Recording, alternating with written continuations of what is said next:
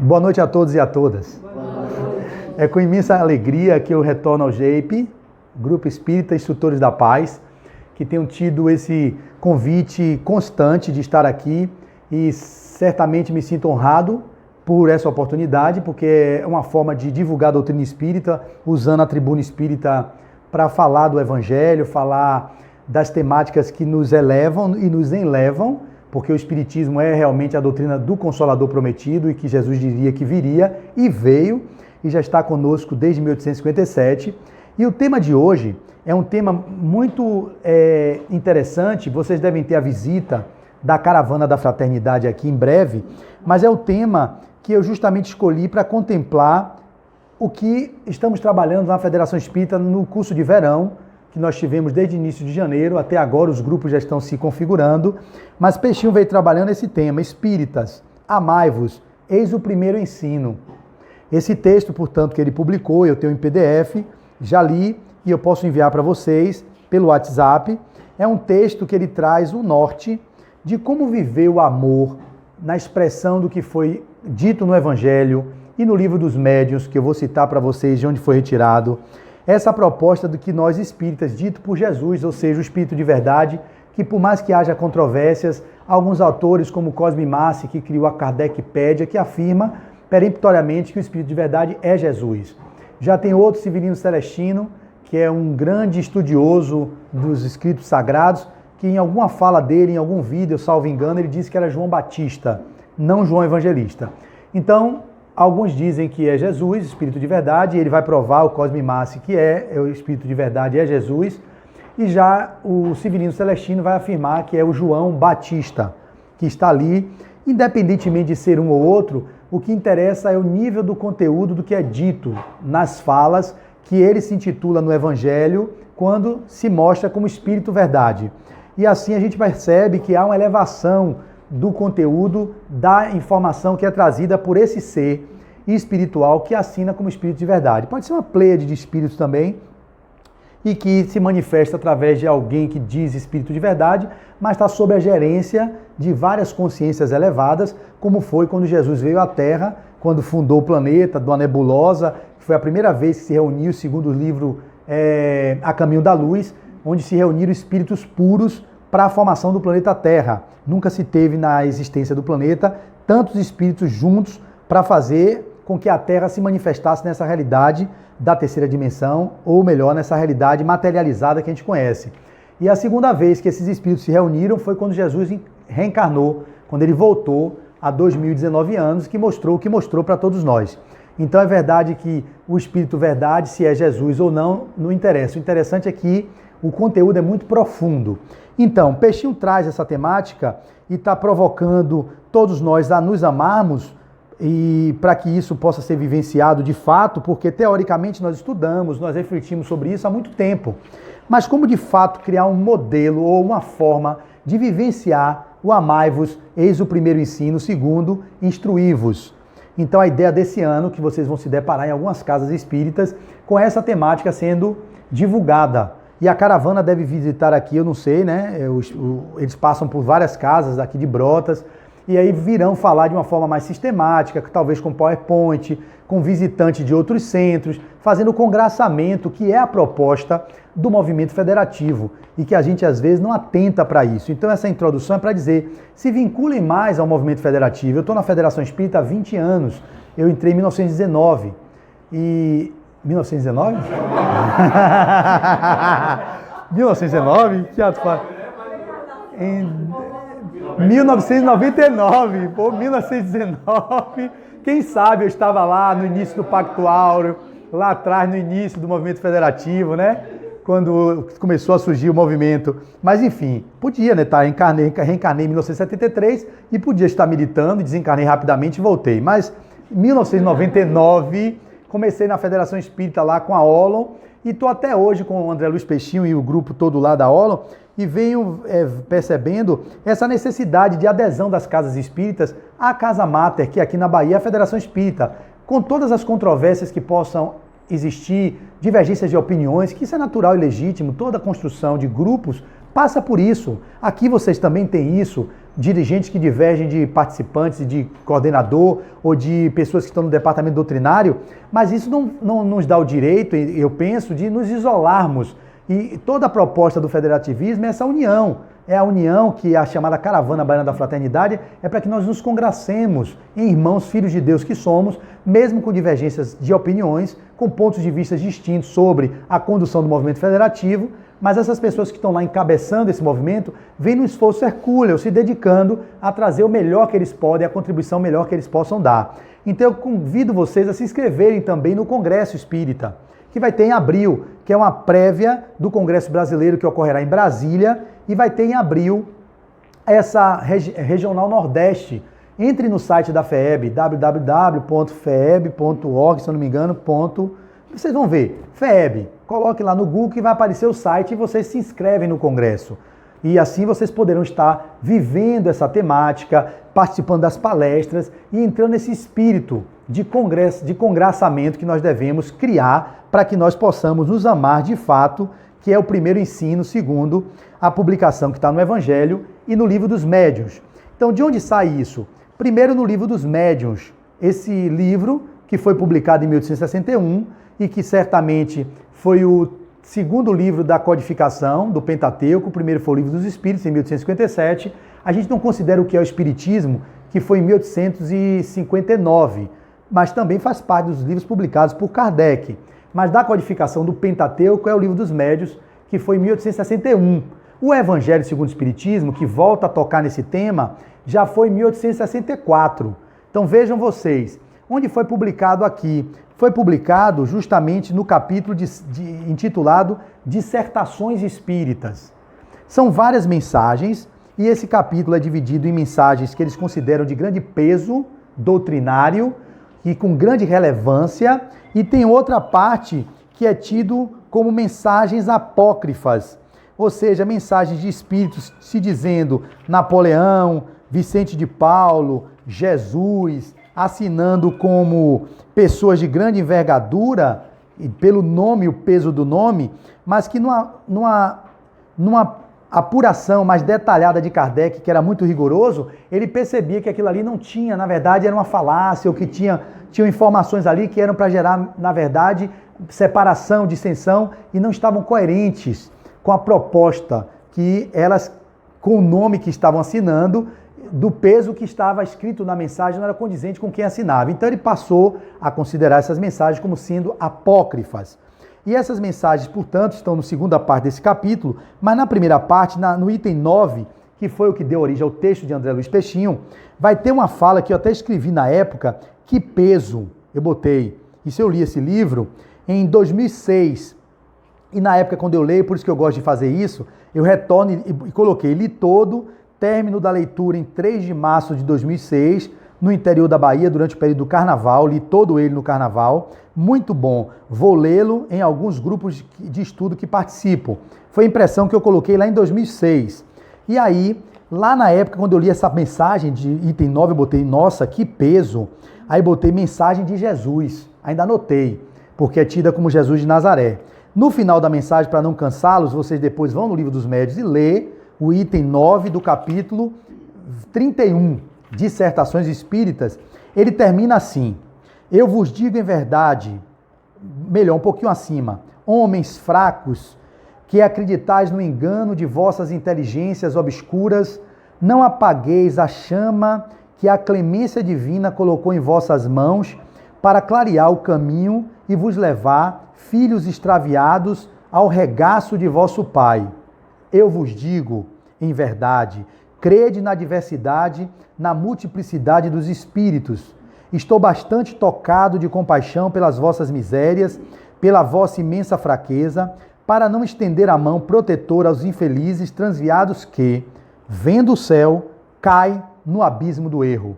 Crede, amai, compreendei as verdades que vos são reveladas.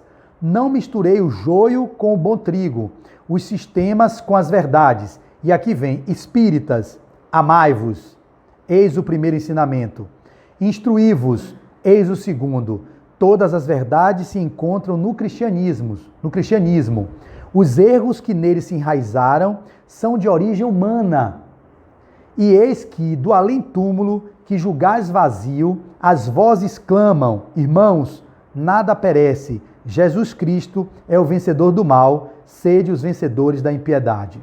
Aí vem uma observação de Kardec, falando que esse nome Jesus de Nazaré foi colocado, eles não queriam colocar. Em suma, não vou entrar no mérito. E essa mensagem, então, 1861 está aqui. Quando chega em 1864, o Evangelho segundo o Espiritismo, no capítulo chamado O Cristo Consolador, que é todo praticamente do Espírito de Verdade, que é um capítulo bem sintético, o capítulo 6, vai começar com o jugo leve, Consolador prometido, Instruções dos Espíritos, Advento do Espírito de Verdade e termina. É um dos capítulos mais curtos do Evangelho e de uma profundidade imensa. Então, nessa mensagem Advento do Espírito de Verdade, que eu também não vou ler para não cansá-los, vou pegar o tópico onde ele repete aquilo que foi dito lá no Livro dos Médiuns, com alguma pequena mudança. E ele vai dizer: sinto-me por demais tomado de compaixão pelas vossas misérias, pela vossa fraqueza imensa, para deixar de estender mãos socorredora aos infelizes transviados que, vendo o céu, caem nos abismos do erro.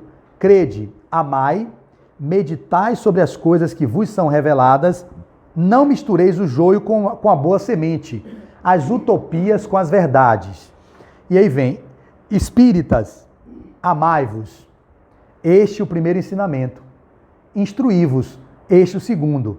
No cristianismo encontram-se todas as verdades. São de origem humana. No cristianismo encontram-se todas as verdades. São de origem humana os erros que nele se enraizaram. Eis que, do além-túmulo, que julgáveis o nada, vozes vos clamam: irmãos, nada perece, Jesus Cristo é o vencedor do mal, sede os vencedores da impiedade. O Espírito de Verdade, Paris, 1860. Então ele pegou a mesma mensagem que foi publicada lá, mas tem algumas mudanças nessa segunda publicação, ok? Então, isso é para dar a base teórica de onde sai da codificação o tema da caravana desse ano. Só que o texto de Peixinho, ele é rebuscado, ele vai mesclar com obras de Joana de Ângeles, com textos de André Luiz, no livro Missionários da Luz, falando sobre o amor. Ele vai falar sobre a obra de Leon Denis, também, que fala sobre o amor. Ele vai falar sobre o livro dele mesmo, de André Luiz Peixinho, chamado As Bem-aventuranças, que ele cita aqui, e outros autores que, salvo engano, ele também vai colocar aqui nessa construção desse texto.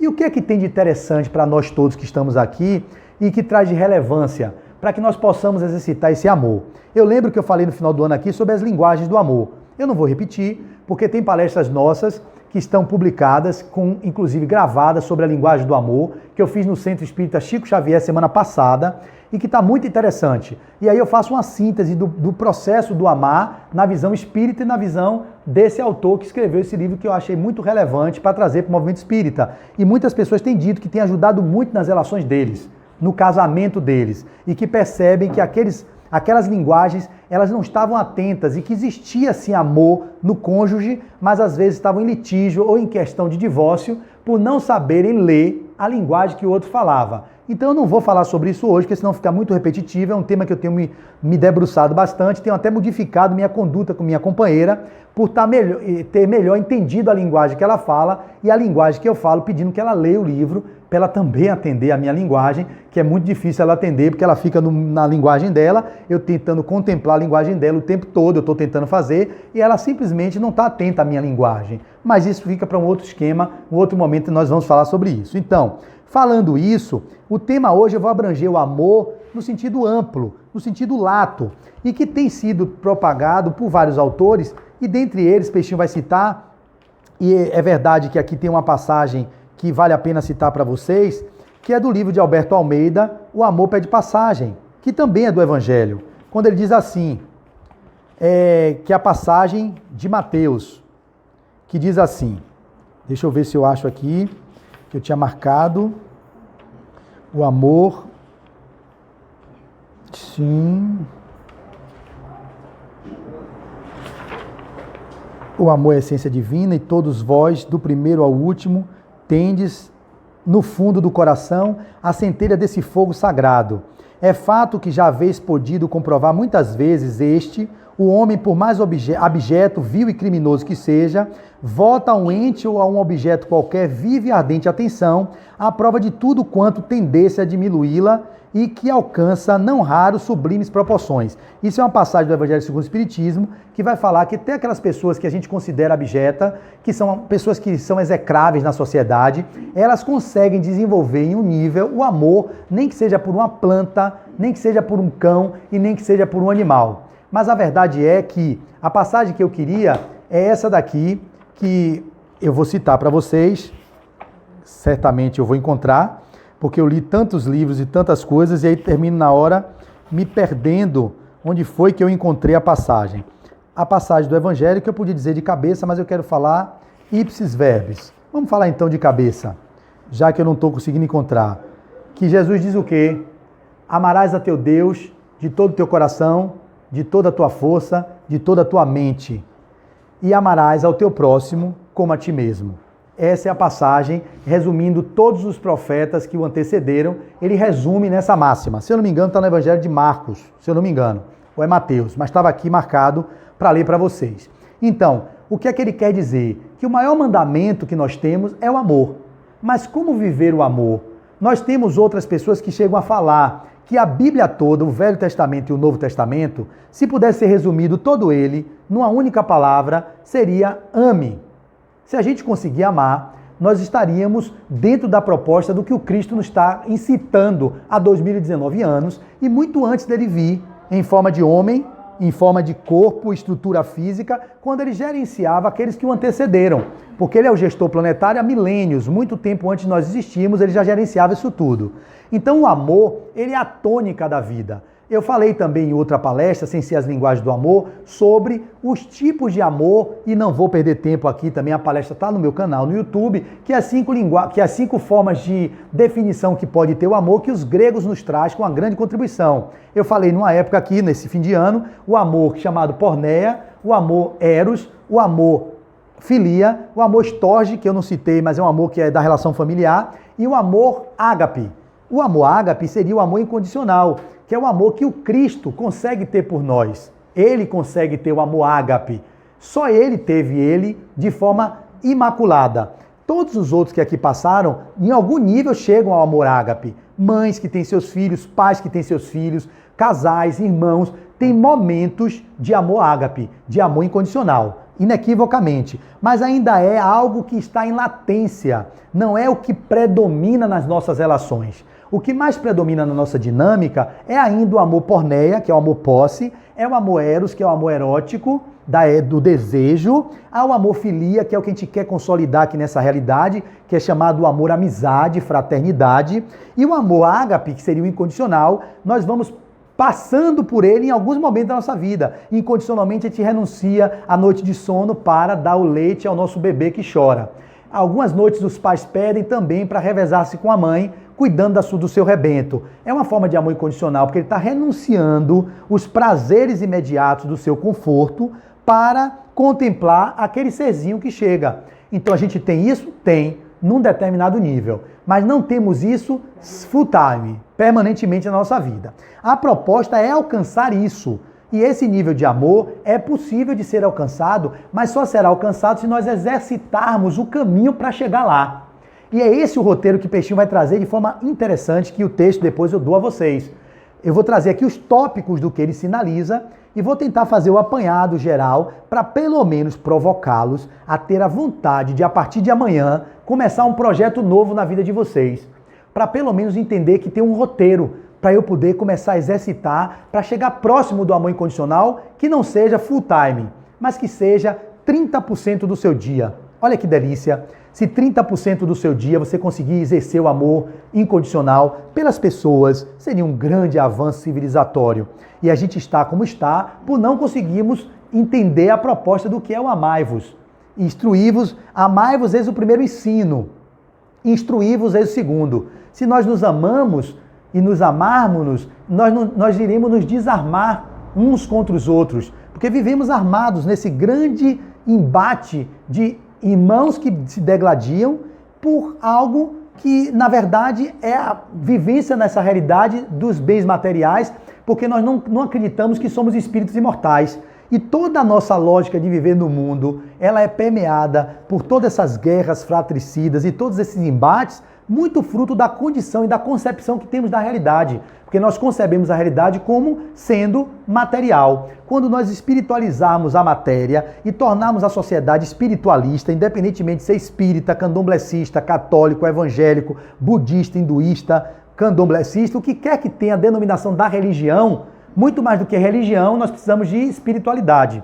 E a espiritualidade ela pode ter até no ateu, no agnóstico, ele pode também ter a visão espiritual da vida, com as mais variadas dimensões do que ele queira determinar, o que é essa força suprema que gerencia todos nós. Se pode ser chamado Deus, Yahvé, consciência suprema, causa incausada, universo, natureza, não interessa. Viver os princípios da espiritualidade é o que a sociedade está precisando. E aí Peixinho traz uma passagem de Paulo de Tarso, muito conhecida de vocês, que diz: o apóstolo dos gentios escreveu, uma das suas epístolas aos romanos, um poema sobre a suprema excelência do amor e afirmou que, ainda que tivesse toda a ciência, se não tivesse amor, nada disso lhe aproveitaria. Ou seja, nada disso seria útil. Ainda que falasse a língua dos anjos e dos homens, sem amor eu nada serei, né? A canção que também retrata essa passagem. E ele vai avançando. O amor na linguagem espírita. Ele vai dizer, a natureza de Deus é amor. A manifestação do amor evolui. O amor pode se apresentar com diferentes focos, como na família, a pátria, aos filhos e as variadas denominações que podemos dar ao amor. Dentro do que eu falei previamente das estratificações que os gregos trazem como contribuição do que seria a palavra amor, porque no Brasil, na língua portuguesa, amor, ele pode significar várias coisas. Pode dizer eu te amo, pode ser eu te porneio, eu te possuo. Eu te amo significa eu te controlo, pode dizer eu amo você, ou seja, posso estar dizendo eu dependo de você para eu ser feliz. Várias conotações tem através do eu te amo. E esse amor que você diz eu te amo, qual é o amor que você fala? É o filia? É o ágape? É o porneia? É o eros? Qual é o amor? Aqui a construção do pensamento dele é pautada nesse nível de amor que seria o amor universal, ou melhor, o amor incondicional. A construção desse amor é o que nós estamos buscando. Mas para chegar nesse amor, foi necessário evolutivamente, ele vai mostrar, que tivéssemos estágios do amor egóico, do amor orgulho, esse amor que a gente precisou passar para começar a construir a possibilidade do alto amor. Se nós não tivéssemos o amor egoístico, no determinado momento da escala da evolução, da nossa condição de humano, a vida não chegaria onde chegou. Então foi necessário nós termos o amor egoístico, no sentido do amor posse, do amor eros, da erótica, para que a vida se propagasse. Porque se não tivesse o amor eros, nós não teríamos o desejo de nos consorciarmos com ninguém e, consequentemente, não teríamos a cópula. A cópula não geraria vida. Então o amor eros é válido? É. Mas não precisamos viver só no amor eros. O amor porneia foi necessário em um momento da escala da evolução para você ter o domínio sobre aquela pessoa, porque ele podia fugir. E aí você mantinha preso sob o seu domínio de controle, mas a gente precisa avançar desse nível para o amor já, que é o filia, que é o amor fraterno, o amor amizade. Então ele vai continuar na sua construção, trazendo essa passagem que diz assim, o amor, como comumente se entende na Terra, é um sentimento, um impulso do ser, que o leva para o outro ser com o desejo de unir-se a ele. Que amor é esse? Você pode abrir para mim? O amor, como estamos vendo na Terra, ele é comumente, é um sentimento, um impulso do ser que o leva para o outro ser com o desejo de unir-se a ele. Que amor é esse? O amor eros é o desejo de se aproximar do outro para se unir a ele. Esse é o amor que normalmente predomina. É o amor que predomina. O amor erótico, da erótica. E ele continua, mas, na realidade, o amor reveste-se de formas infinitas, desde as mais vulgares, pornéia, que pornô, né? Até as mais sublimes, que é ágape. Princípio da vida universal, proporciona à alma em suas manifestações mais elevadas e puras a intensidade da radiação que aquece e vivifica tudo em roda de si. É por ele que ela se sente extremamente ligada ao poder divino, foco ardente de toda a vida e de todo o amor. Acima de tudo, Deus é amor, segundo João, quando perguntou o que seria Deus. Deus é amor, ele é amor. Então, por amor, criou os seres para associá-lo às suas alegrias e à sua obra. E aí ele vai continuando, trazendo definições de outros autores, e que nesse primeiro momento eu vou ter que ler para vocês entenderem as mais variadas formas de expressão do amor, que o amor, ele também é permeado nos astros. Olha a passagem de Missionários da Luz, quando André Luiz, conversando com seu mentor, ele vai afirmar: em André Luiz, o amor gera integração, criatividade, união de qualidade e é o alimento das almas. Olha a passagem. Esta união de qualidade entre os astros chama-se magnetismo, ou seja, os astros, e aí a gente toca um pouco na constelação familiar, que baseia-se nesse posicionamento que devemos ter no clã, na estrutura da família, para que não invertamos a ordem e nem lesionemos nenhuma das leis do pertencimento entre o dar e o receber. A constelação, portanto, também se baseia nesse campo de configuração, nas distâncias que devemos manter e nas hierarquias que devemos respeitar para que a família tenha a sua funcionalidade. Os astros também têm isso, um magnetismo próprio, que é um atrativo que mantém todos eles girando de forma equilibrada, sem haver, se não fosse desse jeito, não teríamos vida no planeta. Se a Terra fosse um pouquinho mais próxima do Sol, a vida pereceria, a vida não vicejaria aqui.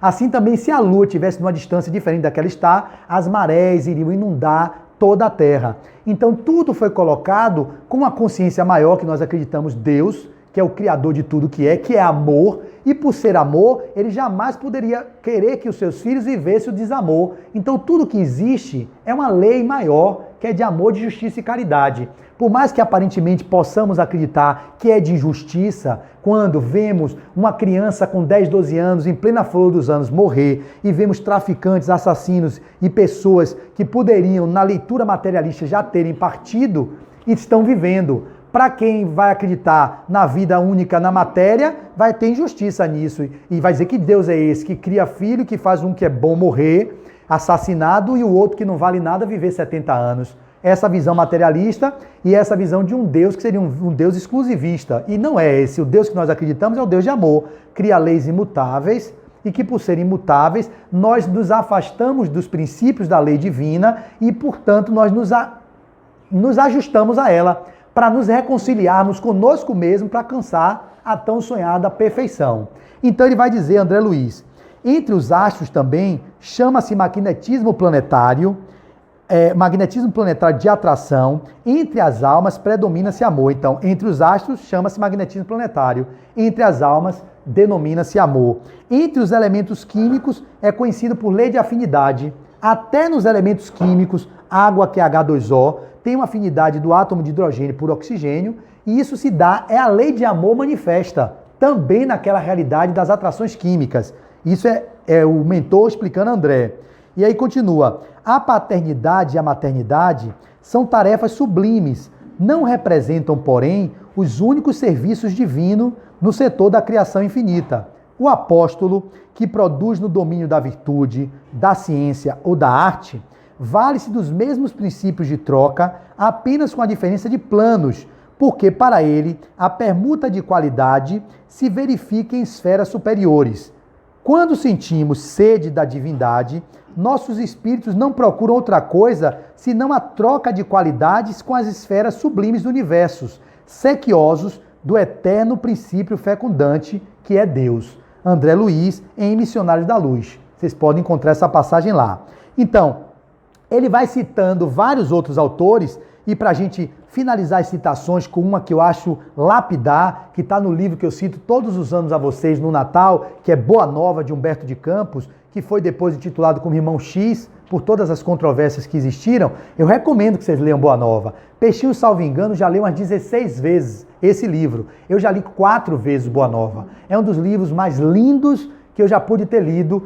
Peixinho leu 6 mil livros. Ele diz que entre os 6 mil livros que ele leu, Boa Nova está entre os 20 livros estruturantes do pensamento na percepção dele, um dos mais belos livros. E vocês vão passar nessa existência e não vão ler uma vez esse livro. Eu não quero acreditar nessa possibilidade. Então, leiam Boa Nova. Dentro do Boa Nova, que vai falar de passagens do Cristo, as passagens evangélicas belíssimas, sob a pena de Humberto de Campos, um escritor que foi da Academia de Letras, e da Academia Brasileira de Letras, e ele traz essa pérola, que são os bastidores do que não foi dito nas Escrituras, ou seja, nos Evangelhos. Isso não foi dito como está aqui, mas ele foi consultar os arquivos dos bastidores espirituais do que o Cristo fez em momentos que não foi registrado pelos seus apóstolos. Essa linda passagem, quando ele conversa com Pedro. Venham comigo, olha o que ele diz. Em Humberto de Campos, a essência do amor é doação. E olha o amor doação se manifestando. Pedro, o amor verdadeiro e sincero nunca espera recompensa. O verdadeiro e sincero, que é o amor ágape, incondicional. A renúncia é o seu ponto de apoio. Como o ato de dar é a essência de sua vida. A capacidade de sentir grandes afeições já é em si mesmo um tesouro. Ou seja, aqueles que têm o prazer de amar já deveriam se sentir regozijados por essa dádiva de ser capaz de amar. E não esperar em troca que o outro nos ame. Eu sei que todos aqui queremos a troca. O amor filial é um amor de troca. Tem um amor de troca, amor amizade, mas tem a fraternidade que é de volta. O que está sendo proposto é o amor incondicional que não precisa nem que o outro nos dê. Porque só o prazer de você amar o outro incondicionalmente é um preço que já se basta.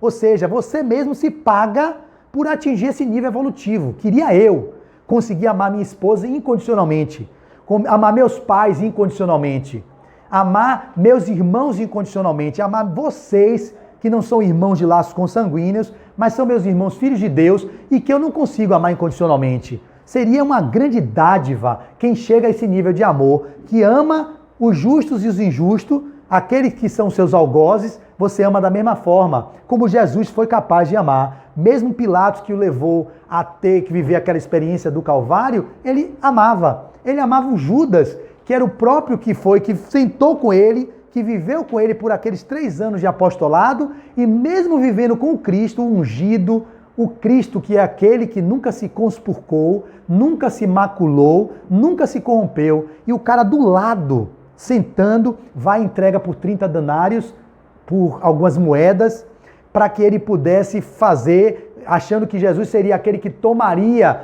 e seria um guerreiro que enfrentaria todos aqueles que eram contra a proposta que chegava, de forma pegando em armas. E Jesus veio com a arma do amor. Ele nunca iria fazer uso da violência.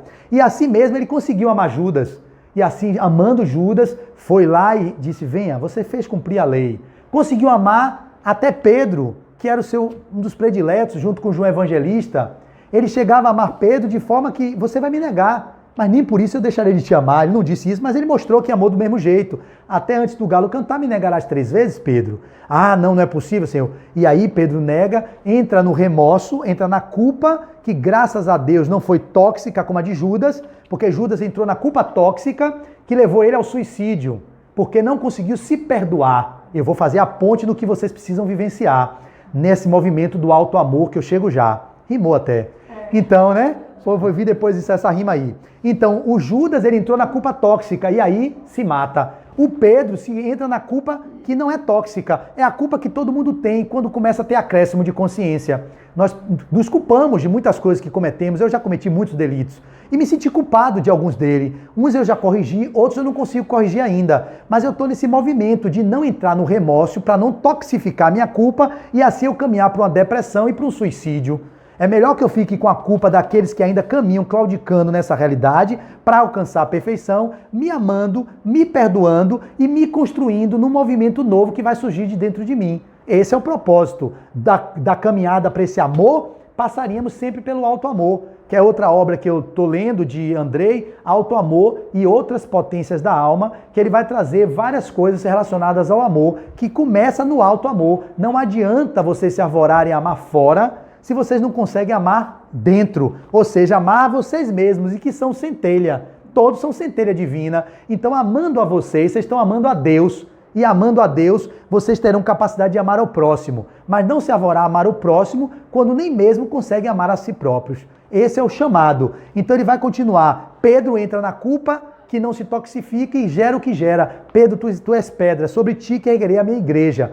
E Pedro foi quem foi. na Casa do Caminho, conseguiu lá fazer todo o movimento do apostolado, viveu divulgando o cristianismo e servindo ao Cristo. Ele fez o arrependimento, reconciliou-se, expiou a dor de ter negado o Cristo e depois reparou, fazendo obras de serviço, levando adiante o potencial que Pedro tinha, que Jesus sabia. Jesus não escolheu pessoas perfeitas, ele escolheu pessoas para viver à volta dele, para ele demonstrar que é possível amar, mesmo pessoas ignorantes, pessoas que tinham pouca instrução, ladrões. Ele mostrou de várias formas o amor dele incondicional para todos e para todas. Até a mulher adúltera, que ele acolhe, a mulher samaritana. Não havia discriminação no Cristo. E aí Pedro continua recebendo essa mensagem que finaliza assim: a capacidade de sentir grandes afeições já em si mesmo tesouro, Pedro. A compreensão de um amigo deve ser para nós a maior recompensa.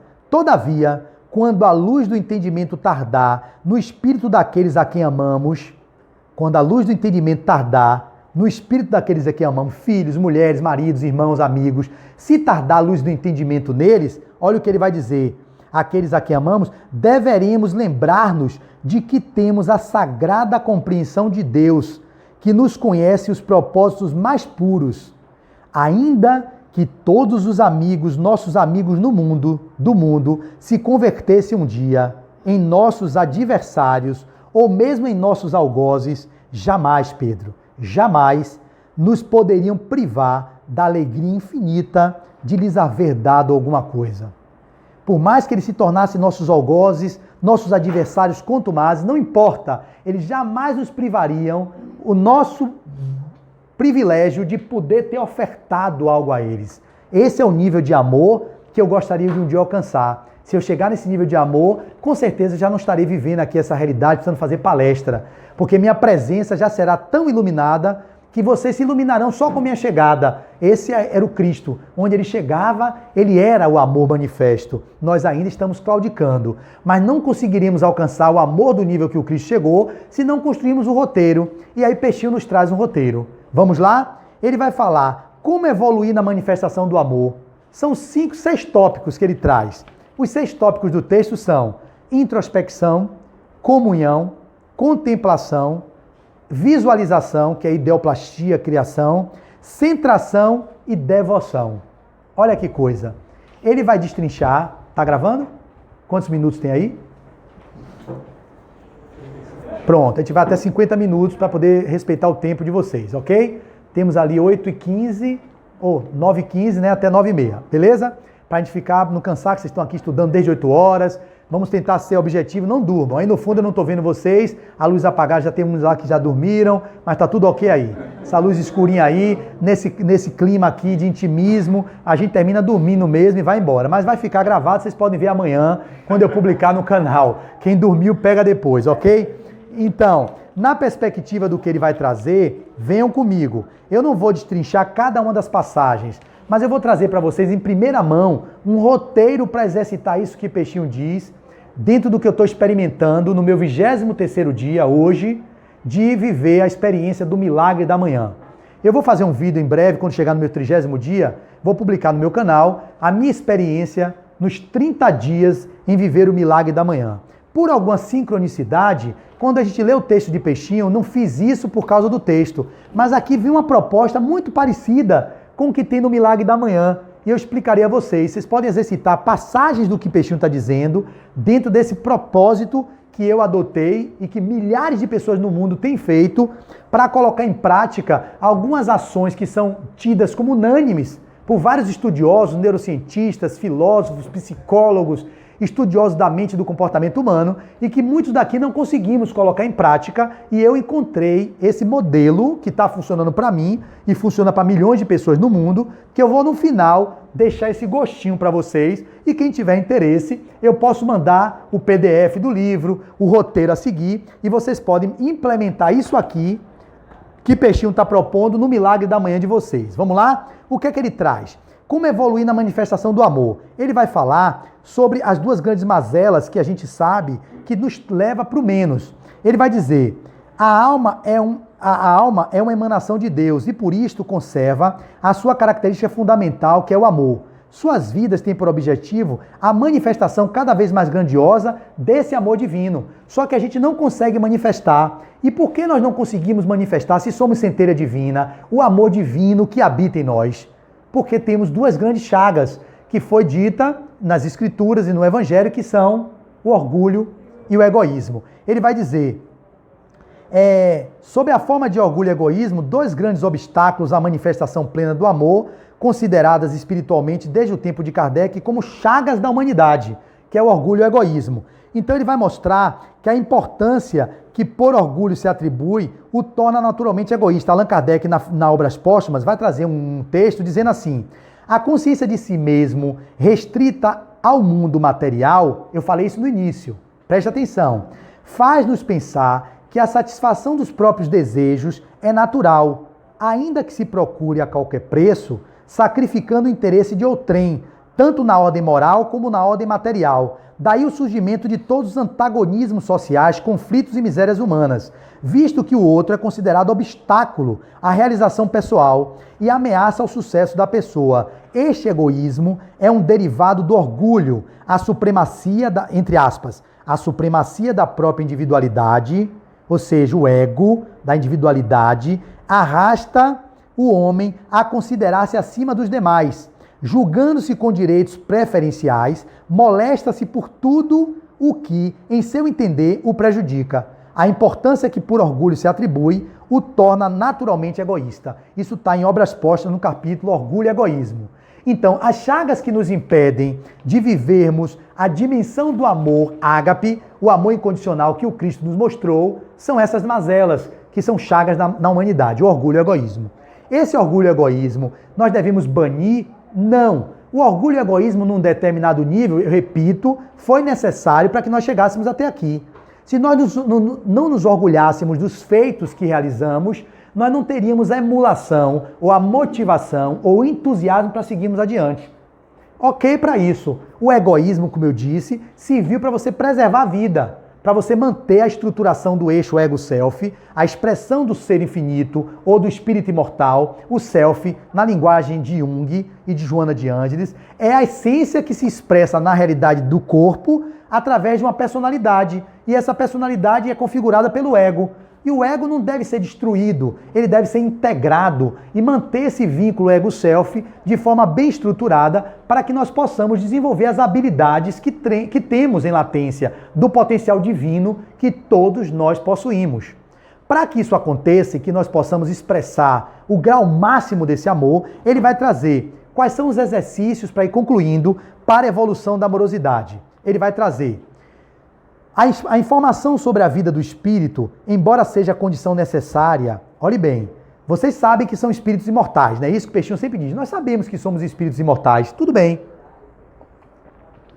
Todo mundo no espiritismo diz, eu sou espírito imortal, eu sou espírito imortal, não é? Nós sabemos, mas saber que é espírito imortal não muda a realidade, se você não consegue viver nessa realidade como espírito imortal.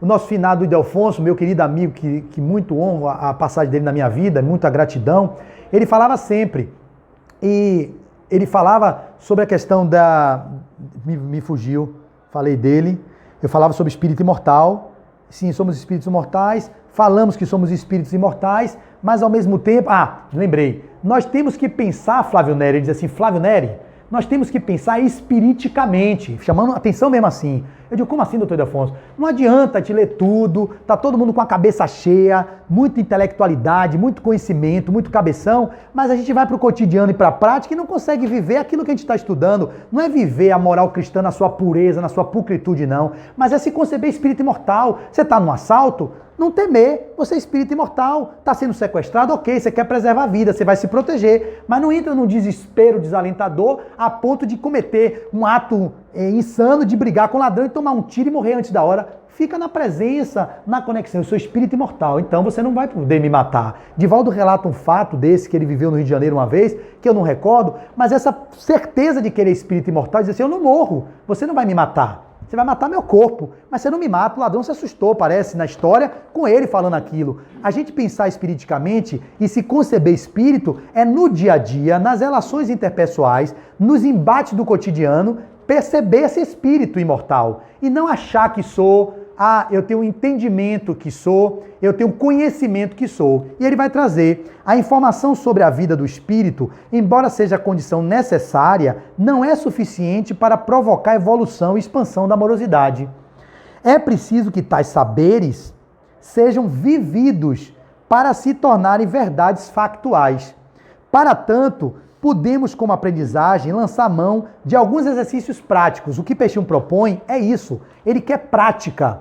Já tem muita teoria, a gente já tem muita teoria, muita teoria. Como é que a gente consegue viver isso na prática, no cotidiano, para incorporar essa condição de espíritos que somos, perfectíveis, imperfeitos, humanos e comuns, mas nessa realidade começar a expressar o amor que o Cristo nos ensinou. E aí ele vai trazer o primeiro ponto, a introspecção.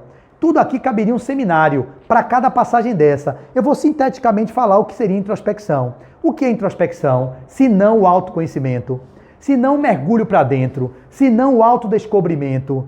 E esse mecanismo ele deve ser constante, como dizia Santo Agostinho na questão 919 do Livro dos Espíritos, quando falou lá a resposta conhece a ti mesmo, um sábio da antiguidade vou-lo disse. E ele diz triste, mas como é que eu faço isso? Kardec aprofundou. Ele foi dizendo, todas as noites, quando você chegar em casa, faça um inventário de tudo que você fez, quais foram os comportamentos, como você poderia ter melhorado o seu dia e que condições você pode reformar. Mas nós não vamos fazer nunca isso se nós não temos uma parada estratégica para fazer esse tipo de movimento, que é de meditar, de contemplar, de introspectar. Nós vivemos como autômatos nessa realidade. Pulamos da cama de manhã e já pegamos o celular, já respondendo o e-mail, já botando o filho para se arrumar, já pulando para poder discutir com o marido, já entrando no trânsito e já vivendo a balbúrdia. Chega no final do dia, todo mundo esgotado, vai ter tempo de ficar fazendo isso? Já cai na cama, malmente se despede. Jesus, muito obrigado pelo seu dia, já fui. Nem faz uma oração, não se eleva, nem se enleva para encontrar-se com as esferas superiores da consciência de vocês mesmos. Enquanto espíritos, vocês têm níveis e camadas de mais consciência que vocês não alcançaram, que é o vir a ser de todos nós, que é o superconsciente, que é o nosso eu maior. Conectar-se com isso requer pausas, paradas. E o roteiro que Peixinho traz nada mais é do que isso. E ele contempla 3 ou 4 dessas coisas que eu vou falar para vocês, como O Milagre do Amanhã, que é um best-seller de um autor chamado Raul, não sei o quezinho, esqueci o nome dele agora. Acabei de ler o livro semana passada. Acabei no fim de semana também As Linguagens do Amor, que eu não tinha acabado. Estou lendo esses autores fora do espiritismo para a gente abrir a nossa consciência e às vezes trazer muitas contribuições para nós colocarmos em prática tudo que a gente tem na codificação, mas que às vezes a gente não lê. Muitos poucos de vocês estão lendo os livros espíritas, não lê o Pentateuco, não lê o Grande Enigma, não lê o Problema do Ser, do Destino da Dor, não lê as obras psicológicas de Joana, não lê a série de André Luiz, não lê as obras de Emmanuel, não lê os romances de Emmanuel, não lê nada. Tem no espiritismo tudo. Aí quando sai um best-seller desse, o pessoal sai lendo. E às vezes ali dentro tem tudo que tem na doutrina, com a outra linguagem, com a outra roupagem, às vezes mais palatável e acessível. E aí vocês começam a vivenciar, e pensam que é novidade. Mas isso tudo já está dito. Já foi dito há muitos milênios e vem sendo dito. E o espiritismo é isso que traz de novo clareza para tudo que é a proposta do autoencontro, do autodescobrimento. Então, ele vai trazer que a introspecção é o conhecimento do nosso vasto mundo interior, que nos levará a identificar nas profundezas nosso vínculo com a grande alma universal, o puro amor. Então, sem autodescobrimento, não há como vocês se encontrarem com o puro amor que habita em cada um de vocês. Então, a primeira proposta dele seria a introspecção. E no texto ele vai descrever passagens de vários autores e que eu não vou me aprofundar pelo tempo que se esvai, ok? Tópico 1, introspecção. Sem introspecção, sem movimento para dentro, não há como encontrar o amor puro. Não há. Não é fora que vocês encontram. Não é nessa busca exterior do ter, nessa luta desenfreada pela sobrevivência no corpo, esquecendo que vocês são espíritos imortais. Só no discurso, sou espírito imortal. Tudo bem, mas se cognitivamente saber que é espírito imortal, definir-se como espírito imortal é uma coisa, mas perceber, saber que vocês são, significa mudança de comportamento no cotidiano. E um dos caminhos para se conceber espírito imortal e atingir esse grau de amor puro é fazer introspecção. O texto vai desdobrar. Segundo ponto, ele vai trazer a introspecção, ele vai trazer a comunhão. Comunhão com seres espirituais elevados. Como é que vocês podem entrar em comunhão com seres espirituais elevados se vocês não param para se introspectar? Não há como entrar em comunhão se vocês não silenciam. não silenciam essa mente que é insana, que não para o tempo todo, e além disso, vão querer sintonizar com aqueles seres que estão no nível de consciência mais ampliado, que poderiam ser a grande contribuição para nos impulsionar para sermos pessoas melhores. Não há como ter comunhão com os seres espirituais elevados sem introspecção. Então ele vai dizer, um segundo exercício para expandir e qualificar a manifestação amorosa constante em estabelecer contato com as mais altas esferas espirituais é a comunhão com os seres espirituais. É o meio mais eficaz para isso, qual é? O meio mais eficaz para isso, qual é? A introspecção. Mas na introspecção você pode fazer o quê? Falou oração?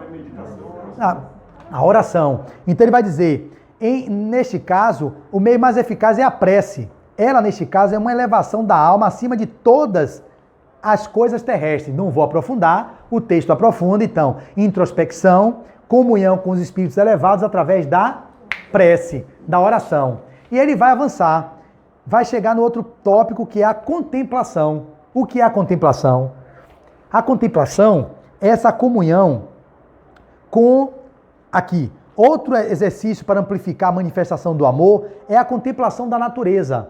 Quando vocês contemplam a natureza, vocês se tornam conectados com aquela manifestação suprema do divino, na expressão das árvores, dos pássaros, dos animais.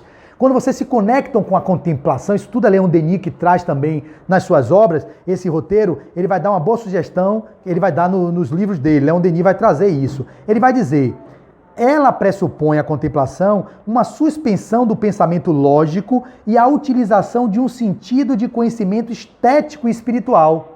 Você vai perceber a estética da vida, a lógica da vida, o sol que fica lá no horizonte, a terra girando e o pôr do sol se dando pra gente, mas no outro lugar ele está nascendo, as estrelas que brotam no entardecer e que começa a lua a sair. Eu estou tendo contato com isso o tempo todo na minha realidade e estou começando a me aproximar desse propósito que ele está trazendo no lugar que eu escolhi viver. E aí eu vou mostrar a vocês como é que vocês podem fazer esse roteiro numa manhã, tirando 1 hora de sua manhã, ou meia hora, adaptando a realidade de cada um, para vocês conseguirem construir esse caminho que Peixinho está propondo no seu texto, baseado nos autores como Leon Denis, Joana de Ângeles, André Luiz e outros tantos, ok? Então, introspecção, comunhão com os seres espirituais através da prece, depois a contemplação, que é o exercício de contemplar a natureza. À medida que ultrapassamos as impressões imediatas e superficiais do sensório, adentramos no reino dos segredos cósmicos, com sua lei harmônica, sua estesia, seus propósitos, seus significados evolutivos, até alcançarmos sua causa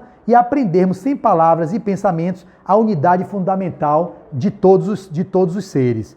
Então, é um outro caminho, a contemplação. E aí ele vai finalizando, trazendo a imaginação ativa. Imaginação ativa nada mais é do que a visualização criativa, muito propagada por todos que vocês podem ter como teóricos das neurociências. Joana de Ângeles tem 2 CDs, Visualizações Terapêuticas, volume 1, dedicado à saúde, e Visualizações Terapêuticas, volume 2, que é um outro. Vocês têm lá várias visualizações que elas conduzem você, ele conduz você, Divaldo narrando, a estarem no estado de presença. Tudo é presença. Está no agora. A vida acontece no agora. O que passou, quem fica preso ao passado, tem vivências nostálgicas e tendência à depressão. Quem vive ansiando o futuro tem tendência a transtorno de ansiedade. A vida acontece aqui, no agora. Vocês podem viver no agora, planejando o futuro, sem ficar ansiando tanto por ele, como também pegando as informações que já passaram e que vocês viram que não foram tão exitosas, para não repetir aqueles modelos e tentar construir novos modelos, sem ansiedades maiores. Assim vocês conseguirão alcançar um grau de presença maior. E para alcançar essa presença, veja o tempo que está aí, meu lindo. 5:03. Vamos finalizando, então essa palestra vai ser com 1 hora. 1 hora tá ok. Para ir finalizando. Então ele diz, a imaginação ativa ou visualização criativa, o 4º exercício de aprimoramento da amorosidade pode ser chamado de construção ideoplástica do nosso futuro ou vir a ser evolutivo. Você tem várias formas de visualização criativa. Vocês podem se contemplar, ou vocês podem visualizar vocês como seres mais amorosos, mais fraternos, mais conectados com a natureza, numa proposta de renúncia, de abnegação, de tolerância, de indulgência para com a falta do outro, de benevolência para com todos os seres. Isso vocês vão visualizando ideoplasticamente e hipnoticamente vocês vão gerando subliminarmente no seu inconsciente informações que vão forjando o personagem que vocês estão escolhendo, o ser melhor que vocês estão se construindo, a partir desse movimento de uma visualização ideoplástica do que vocês querem ser, o que vocês querem se tornar, que nada mais são do que a essência divina, só que não acessa ela porque vive nessa balbúrdia do cotidiano. E ele vai avançar. Também ele vai falar sobre o outro tópico, que é a comunhão, né? A devoção. Da equivalência física do pensamento. A equivalência física do pensamento. Sim. Né? O que é que você mentaliza aquilo, pensa naquilo, e aí você tem um equivalente. Claro. Na forma física. Você cria a sua realidade. A física quântica já mostra isso. O seu pensamento, a sua escolha cria a sua realidade. O que é que vocês estão escolhendo? Qual é a realidade que vocês estão construindo para vocês? Ideoplasticamente, se vocês pensam negativo, pessimisticamente, destrutivamente, sintonizam com aquilo que não lhe eleva, você cria a sua realidade de escassez, de limitação, de privação. Se vocês vibram amor, abundância, prosperidade, e isso você ideoplasticamente vai construir no seu psiquismo, e você vai naturalmente criar a realidade de mais abundância, de mais expansão. E o outro tópico que é o que você falou, né, que eu não estou conseguindo encontrar aqui, a devoção. A devoção a Deus, ele vai falar aqui, esse exercício, a ação expansora do amor. Esse exercício permite inicialmente que conheçamos quais são os nossos limites em matéria de expressão amorosa, limite esses condicionados pelo grau de egoísmo e orgulho em que vivemos. E assim, ele vai trazer a vivência do sagrado ou da devoção do divino. E termina aqui. Para coroar os nossos exercícios, pela prática da meditação, em busca do sagrado ou da experiência transcendental e luminosa, este tipo de exercício deve ser realizado com todo o ímpeto, pois poderá nos conduzir à culminância da realização do espírito no contexto da vida afetiva. Ensina-nos um ente espiritual que tal prática começa pela construção do hábito de conversar com Deus em meio às realizações materiais. Ou seja, um espírito chamado Yogin Shirin Shininan, no livro de Dr. Elcio, salvo engano, ele fala, coloque Deus o tempo todo no seu cotidiano. Agora, no trânsito, quando está brigando com o filho, com o marido, traga Deus o tempo todo, para que quando você pare para ficar introspectivo, automaticamente na balbúrdia dos pensamentos que virão do dia inteiro, que você passou, ou da noite de sono que não foi tão expansiva, ele venha junto quem? Deus. Esse é o caminho que ele vai dizer aqui. Deus no meio das realizações materiais, ao cuidar dos negócios, pense na presença de Deus. Ao falar com o trem, tenha Deus como sua testemunha. Quando formular planos, mantenha Deus como seu orientador. Em tudo o que pense, sinta em Deus a fonte de toda energia. Leve a Deus para dentro de sua vida, de modo que, ao pensar, falar, agir, seja a presença divina a sua permanente companhia. É isso mesmo, Yogin Shirin Shirin Shinan, no livro Divina Presença, de Dr. Elcio. Foi psicodigitografia de Dr. Elcio, que está no capítulo Meditação. E assim, meus queridos, vocês tendo esse roteiro que eu acabei de dizer, introspecção, comunhão, contemplação, ideoplastia, que é a visualização criativa, centração, que é a concentração, e a devoção a Deus, vocês conseguirão, de uma forma ou de outra, manifestar esse potencial do amor, que é o amor que o Cristo nos legou e mostrou que é possível viver. Com esse movimento, portanto, de finalização, eu deixo para vocês o roteiro, que todos que estão nos ouvindo podem seguir. Farei um vídeo específico. O milagre da manhã consiste em vocês acordarem. Eu nunca acordei 7 horas da manhã, porque eu sou notívago. E eu tinha uma crença limitante que eu nunca poderia acordar cedo. Eu já fiz retiro de Vipassana, de 10 dias de silêncio, acordando 4h30 da manhã, mas em um lugar ideal. 10 dias sem ter que falar com ninguém, sem ter que conversar com o celular, sem responder e-mail, sem ter que atender ninguém, só em silêncio comigo mesmo, meditando de 4h30 da manhã até 9 da noite. Tudo bem. Um ambiente controlado. Mas no meu cotidiano, quando eu voltava, eu não conseguia implementar aquela prática tão maravilhosa que é o Vipassana que o Buda viveu quando se iluminou. Eu também já pratiquei Tai Chi Chuan eu já pratiquei yoga e todas as vezes com o professor conduzindo, ok para isso. Mas quando teria que eu fazer por mim mesmo, que eu queria ter a disciplina, a vontade e a volição para poder colocar no meu cotidiano, olha Flávio de novo sem conseguir. Flávio também já praticou meditações da Ananda Marga e outras instituições hinduístas que ensina a você fazer o movimento da meditação com acesso ao mantra. Eu fazia nos retiros, mas quando eu voltava para o cotidiano, eu não conseguia implementar. Eu digo, meu Deus, escrever, eu nunca me pensei escrevendo, eu digo, nunca vou escrever um livro. E agora, com o Milagre da Manhã, eu já estou me percebendo que eu posso publicar um livro em breve. Já estou vendo esse potencial que todos vocês têm, mas todos vocês têm crenças limitantes que não podem fazer. Eu achava, quem me conhece aqui sabe, eu durmo 3, 4 horas da manhã. Eu sou notiva, como o Jô Soares dorme 4, outros tantos artistas dormem muito tarde, só que eu não sou artista. Eu tenho que ir para a labuta no dia a dia, então eles podem dormir até meio-dia. E aí o que acontecia é que eu dormia 4 da manhã, porque não é que eu tinha insônia, não tenho insônia. Se eu deitar agora eu durmo, se eu deitar 10 horas eu durmo, se eu deitar meia-noite eu durmo. Mas eu procrastinava o sono para ficar na madrugada, porque eu gostava da madrugada. Só que na madrugada não dá para eu render tantas coisas como é de manhã. E aí eu falei, vou fazer esse milagre da manhã. 2 pessoas me trouxeram essa ideia, uma paciente minha que estava em consultório trabalhando e não mudava, mas aí quando começou a fazer o milagre da manhã, ela me disse, eu falei, o que está acontecendo com você? Você está diferente. Ah, Flávio, estou fazendo uma prática, o milagre da manhã, estou no meu 25º dia. Eu digo, o que é isso? Ela mandou para mim, eu digo, vou fazer também. Tinha tudo o que eu queria. Aí eu fiz um curso, a professora lá do curso, a supervisora, falou assim, eu vou lhe mandar um livro PDF com o milagre do amanhã. Você vai ver que é a mudança na sua vida, você vai parar com esses pensamentos limitantes que não pode acordar cedo. Flávio Neri foi desafiado, Flávio Neri foi e fez. E aí o que é que consiste? Passei a acordar todo dia 7, tem gente que acorda 5, 6 da manhã, para mim é demais. Quem dorme 4, acorda 5, pelo amor de Deus. Então 7 é um horário ótimo. Toda noite, meia-noite e 30, eu já jogo no meu subconsciente. Eu só vou dormir 6 horas dessa noite e essas horas são suficientes para que eu mantenha o meu milagre da manhã de forma coerente. E nada vai me impedir que eu viva isso. Tem todo um roteiro que eu vou mandar para vocês, como vocês vão reforçar o subconsciente para poder acordar na hora que vocês desejarem, independentemente da hora que vocês durmam. Vocês jogam no subconsciente a informação, o subconsciente aceita e eu estou despertando assim, ó, toca meu alarme, eu pulo da cama. E não tem negócio de cheiro mole, ficar soneca não. Não tem negócio de soneca mais na minha vida não. Olha quem está falando, é um notívago que nunca pensou que poderia acordar 7 horas da manhã. Eu acordava 10, 11. Pulo da cama, minha esposa nos 5 primeiros dias começou a fazer comigo, porque incentiva e recomenda o livro. Você tem um acompanhante para poder incentivar, porque é muito difícil. Ela nos primeiros 5 dias fez. Aí quando chegou sábado, ela parou. Eu continuei sábado. Domingo,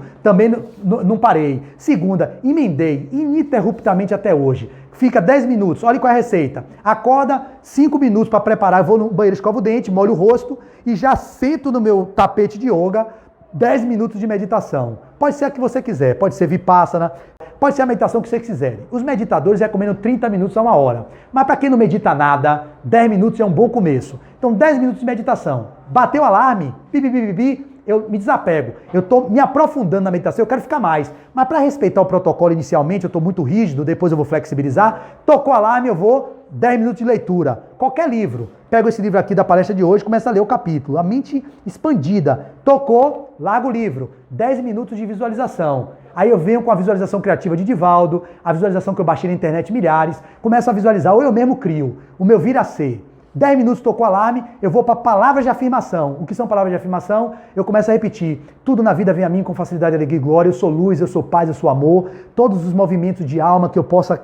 Começa a dizer palavras de afirmação. Você tem roteiros em livros. 10 minutos. 10 minutos falando aquilo. É rapidinho. Aí você já fica com vontade de ficar mais. Aí já acabou de novo. Aí você vai para 10 minutos do diário, que é um diário que eu tenho do lado, escrevendo gratidão ao meu dia, minha esposa, minha casa, a toda a minha vida, meus pais por chegar até aqui, aos meus ancestrais, como seria meu dia incrível hoje para eu poder criar a realidade que eu quiser. Ao acabar o milagre, eu vou direto para a academia, vou nadar, começa a gerar um roteiro no meu amanhecer que termina eu fazendo com que aquilo aconteça. E aí quando toca os 10 minutos do diário, que é o diário que eu já estou no meu 30 dias, está escrevendo muito, já está um tratado, aí vai para 10 minutos de exercício, e aí você escolhe, pode ser 10 minutos de abdominal e apoio, pode ser 10 minutos de Tai Chi Chuan, pode ser 10 minutos de yoga, pode ser 10 minutos do que vocês quiserem de exercício, e vocês começam o dia de vocês com 1 hora, vivenciando todos esses postulados, que todos são unânimes em dizer, meditar, visualizar, afirmações, diário, e exercício físico,